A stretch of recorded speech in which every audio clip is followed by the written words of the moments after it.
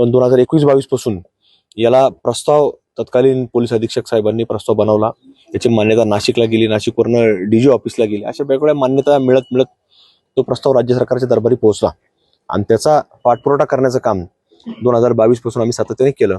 मुहूर्त हा महायुती सरकारच्या माध्यमातून मिळालेला आहे। निश्चित महायुती सरकार हे सर्वसामान्यांचं सरकार आहे, जनतेचं सरकार आहे, महाराष्ट्राच्या हिताचं सरकार आहे आणि म्हणून कुठेतरी आज हे संपूर्ण काम आज आपल्याला मार्गी लायला पाहायला मिळतंय। याचा पाठपुरावा आमच्या वतीनं सुरू होता।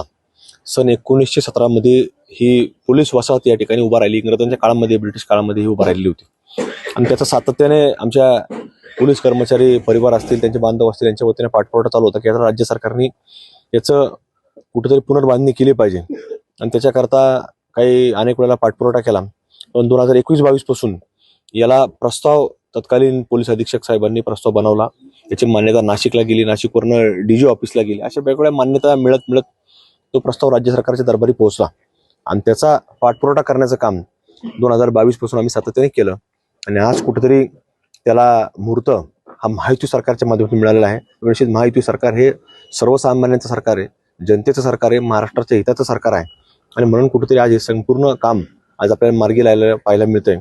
याच्यामध्ये आपण जर पाहिलं तर तालुका स्तरावरती असे पोलिसांचे घरकुल झालेले होते की जिथे पोलीस वसाहत तयार झालेले आहेत, पण शहर हे जिल्ह्याचं ठिकाण असताना देखील हा कुठेतरी अभाव आपल्याकडे पाहायला मिळत होता।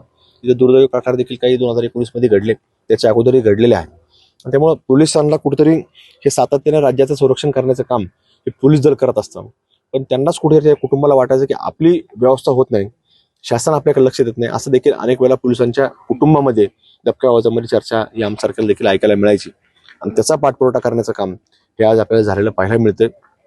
याच्यामध्ये योगदान आताचे असणारे तत्कालीन पोलीस अधीक्षक असतील, आत्ताचे ओलासाहेब असतील, त्याच्यामध्ये पालकमंत्री विखे साहेब असतील, अजितदादा आणि विशेष करून या ठिकाणी गृहमंत्री तथा राज्याचे मुख्यमंत्री देवेंद्र फडणवीस साहेब असतील, या सगळ्यांचं योगदान या संपूर्ण कामामध्ये लागलेलं आहे। त्यामुळे राज्य सरकारचे आमच्या अहिल्यानगरच्या वतीनं, अहिल्यानगरच्या पोलीस बांधवांच्या वतीनं मी त्यांचे या ठिकाणी